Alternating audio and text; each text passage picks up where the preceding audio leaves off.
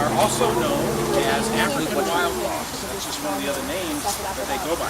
They have other names that they go by as well, but not that they go by, but that they're called, including Cape hunting dogs and some things. But African wild dogs or painted dogs is what we'll refer to them as today. The scientific name is Lycaon pictus. Lycaon as in wolf, pictus as in picture, so it means painted wolf. Their scientific name, Lycaon pictus, means painted wolf. And you kind of get that idea because they look like they've had an accident in a paint factory. And you get the sense that how that name could be easily explained by that. They're considered an endangered species because there are varying numbers, 2,000 on the low end, no more than 5,000 on the high end. Most estimates around 2,000 to 3,000 living today in the wild. And it's funny, they're not endangered because they have valuable tusks or ivory or fins or anything that people really want. The reason they're endangered is because people hate them. They're dogs, they hunt and kill livestock. They're a nuisance for farmers and ranchers, so they shoot them. So wherever people expand, the painted dog has had some trouble. Because as successful as he is in the wild, he's not that successful against humans, as most other animals have found out. So they do have reserves now, though, for painted dogs in Africa, and they're on the endangered species list. So hopefully they'll be able to manage that population and keep it alive. But they're native to Africa, and that's where they're trying to keep them. There's about 200 in zoos around the world in varying conditions. This would be one of the better zoos that treats them a little nicer than the Chinese. Okay, what are some similarities and differences between painted dogs, these African wild dogs, and the dogs we have all around us, what we call domestic dogs? Well, the dogs we have all around us are called Canis familiaris, that's the scientific name. Again, these have a different scientific name. They both have 78 chromosomes. So while they have some differences, they also have a lot of similarities. And as you can tell by looking at them. For one of the differences, the painted dog doesn't have the dew claw. That's that little claw that sticks off the side of the forelimb of the regular domestic dog. Now, why don't they have that? Well, maybe it was to be quieter when they're walking through tall grass, getting ready to take off on a hunt, or avoiding an enemy. I'm not sure why they don't have a dew claw, but the dog kind that God initially created on day 6 probably had all the code it needed for a dew claw, and the painted dogs, I think, were part of that kind. But over time, and by natural selection, that dew claw was lost for the painted dog. Through artificial selection, mankind has taken dogs and created all kinds of variety in dogs. For instance, the Norwegian Lundehound has 2 dew claws. And why would that be? That's kind of strange, but they bred these dogs to hunt puffins. Puffins are animals, or birds rather, that live up on the rocky cliffs. Well, dogs aren't known for being great climbers, and if you're going to teach dogs to climb up crevices and cliffs, maybe those extra 2 dew claws helped it to kind of feel its way, because they do have blood supply, they do have nerves, they just don't typically have a bone connected to the dew claw. So, or maybe it helps the Norwegian Lundehound in tall snow, deep snow. Not really sure, but the code's there for the dew claw. It's just not being manifested in the painted dog.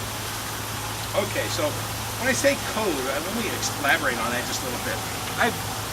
Most of you in this country, in this day and age, are touching what we call computers. Computers have programs. Programs are made up of code.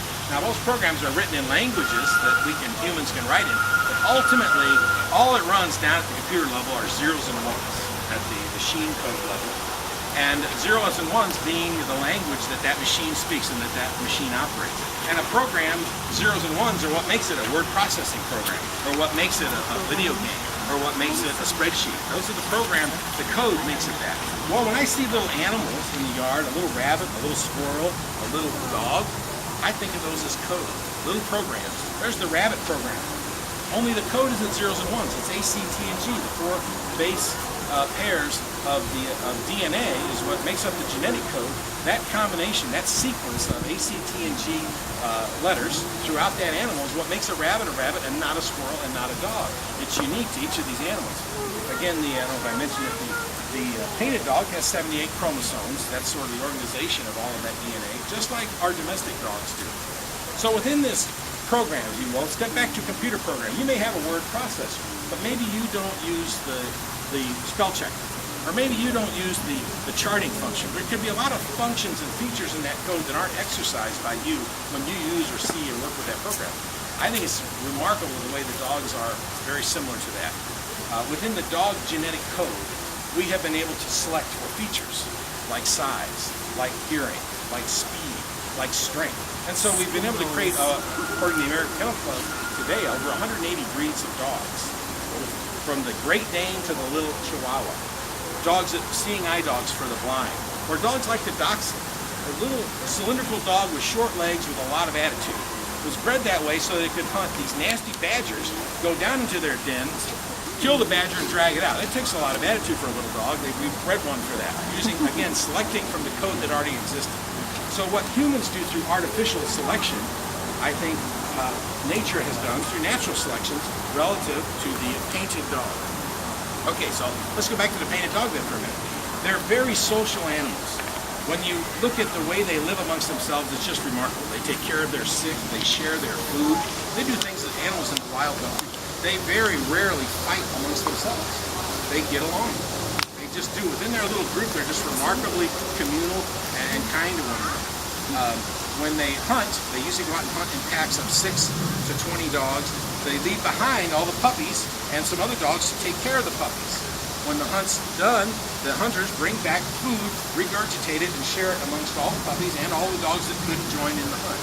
That's the way they share their food amongst each other.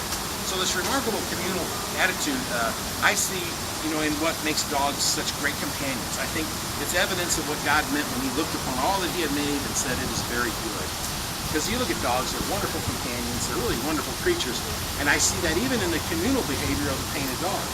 But what we also see in the painted dog is the evidence of the fall, where a curse was placed upon the earth, and the viciousness of their hunting makes them among the best hunters in Africa. The reason they're considered among the best hunters in Africa is because 4 out of 5 times when they go on a hunt, they succeed. What they go after, they get. They have long legs, that helps with their speed, and they have powerful jaws. Their jaws are very powerful, probably toward the pit bull, German Shepherd end of the spectrum in terms of jaw strength. Again, they're very smart, like all dogs, and so they know how to wear out an animal. They'll kill hyenas, warthogs. They'll mostly hunt these small deers, emus, and antelope, thing like that. But they'll also kill a lion. The Kenya National Wildlife Reserve, I think I saw, has estimated as many as 50 lions have been lost to painted dogs. Because if a lion's on its own, it's not in a pride, it's not a big pack, that lion's vulnerable. Painted dogs will take it on and succeed. Same for hyenas. If a hyena's in a pack, it's going to be a standoff. When you get a hyena off by itself, painted dogs will win. They're vicious in their attack because of their strength, their speed, their viciousness. And they typically don't attack an animal by the throat. They'll tear it apart from the haunches. So you get these horrific videos, I don't recommend you go there, but where these animals are crawling and trying to get away, and these dogs are attacking them, and it's just horrible.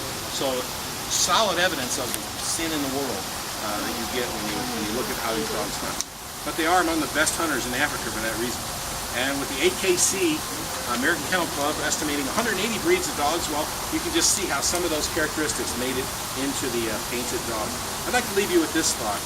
Even though the things are horrific today with the painted dogs in the wild, and nice with the domestic dogs at home, I think, I like dogs, the world is under sin, but that's not always going to be that way. And I look forward to this verse, what this verse in Isaiah speaks to. The wolf will live with the lamb, the leopard will lie down with the goat, the calf and the lion and the yearling together, and the little child will lead them. So that's when the restoration of all things occurs, and this tooth and claw of nature will be finally ended, and death will be overcome. Let me leave you with a few pictures that we had in case the dogs weren't available. This is a typical pack hunt. Again, 6 to 20 dogs hunting in a pack. Here they're going after zebra. 4 out of 5 chances they're going to get it. They're that good. This could be the pack's wait, or the rest of the tribe waiting back at the camp for the dogs to return. Again, they'll share their food with all the dogs in the camp, including the sick ones. And if another dog strays in from another camp, they'll share with them too. It's really amazing. Of course, puppies are cute, even painted dog puppies. All dogs are cute because they're puppies, and that's no exception to painted dogs. This one gives you a good example of why they're great hunters. The long legs that help them for speed. Can anyone see any other features that might help them be a good hunter? The ears. The ears. How big their ears are. How would ears help you hunt? You can hear your prey, hear what you're going after. Something else that ears might help you with is to hear something coming after you. Those puppies are cute. There's only a 1 in 10 chance that puppy will make it to 1 year of age. Africa is a dangerous place. And so those big ears could help them survive as well. But I guess here's the last picture I'll leave you with of painted dogs. An all too typical picture today is they're very capable hunters and killers. And even though they're pretty and cute, and they have this neat, delightful little yip yip yip when they bark. They don't have a deep bark like domestic dogs. They have this little yip yip yip. I've heard it's related to the strength of their jaws. And yeah, sort of like that. But and their little tails stick straight up and kind of wag when they're tearing these animals apart. It's really weird. But yeah, they're vicious. If you see one, Christ hasn't returned yet, go climb a tree or something. Don't try to pet him. If you see 5 or 6, you better climb really fast. So that's all I have to say about painted dogs.